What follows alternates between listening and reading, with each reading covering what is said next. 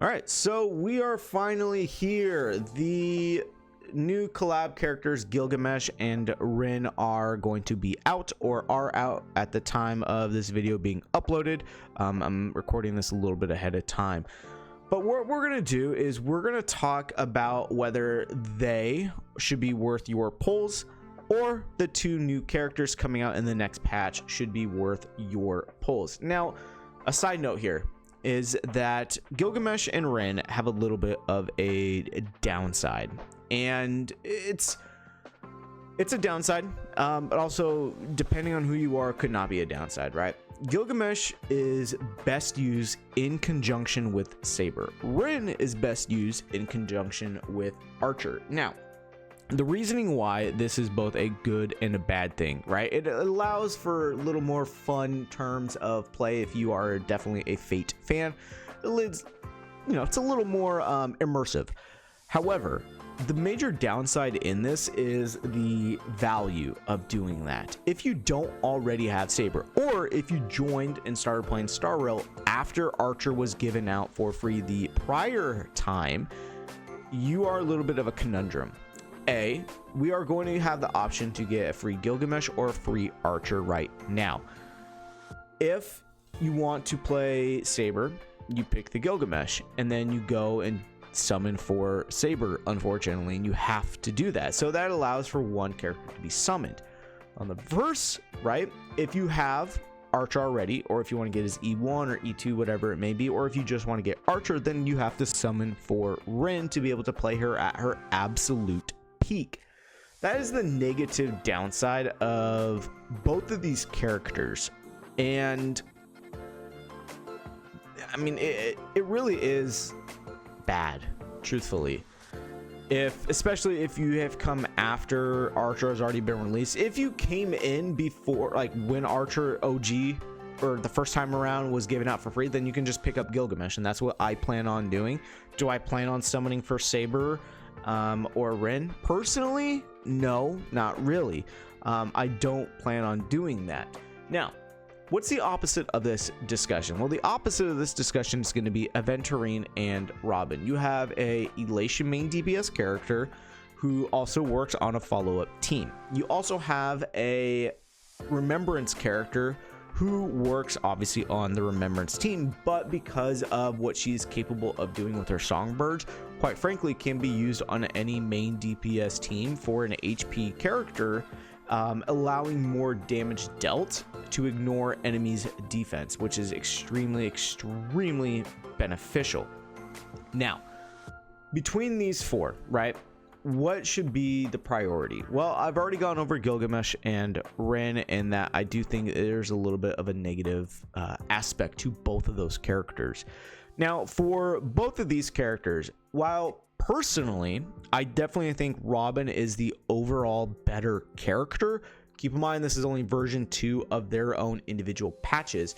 Aventurine, I actually do think, has quite a bit of value in that Aventurine is very good if you got Yao Guang right on her re-release, or her second time coming around.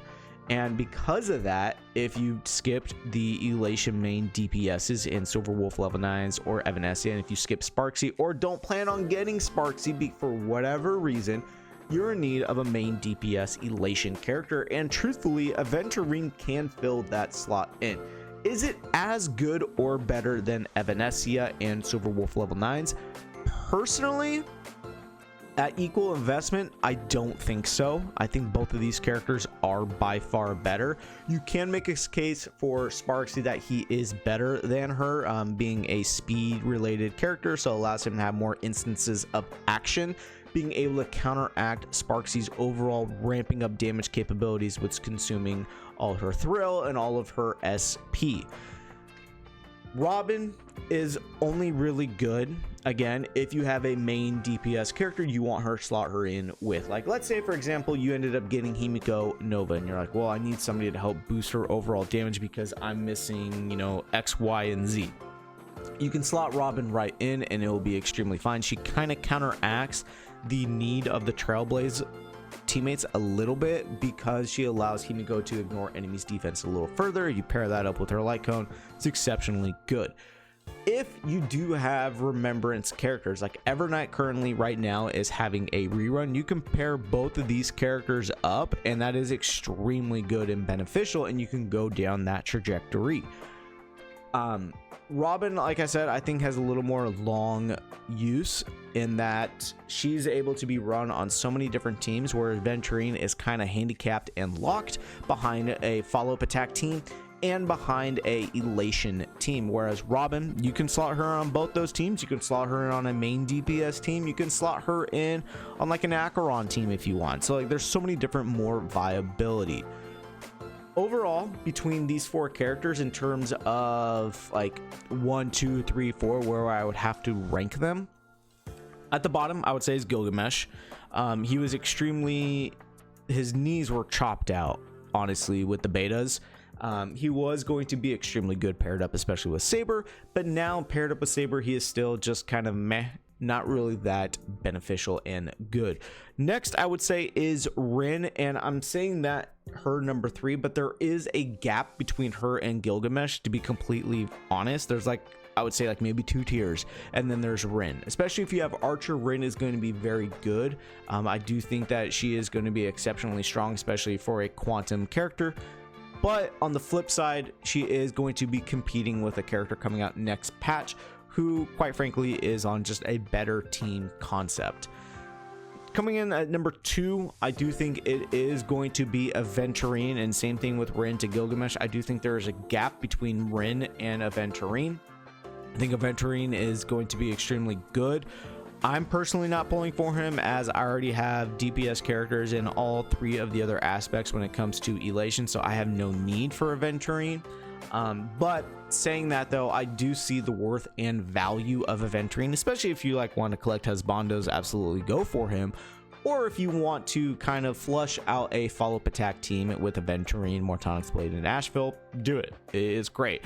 Or again, if you are missing a main DPS elation character, Aventurine definitely slots in there. And number 1, I do think it is Robin. As I have stated, I think Robin is just the overall best character out of these 4. Being able to slot in on so many different teams, the versatility of this character, especially if you run her like on a main DPS setup with like a Himiko or like even a Finon, heck, or if you want to just put her on the Remembrance team, I think she is exceptionally good and very worthwhile when it comes to your pulls. So that is the order I would place these 4 in. Obviously, if you have any counter arguments with that, I would love to read them, so go ahead and comment, and I'll see you all within the next video.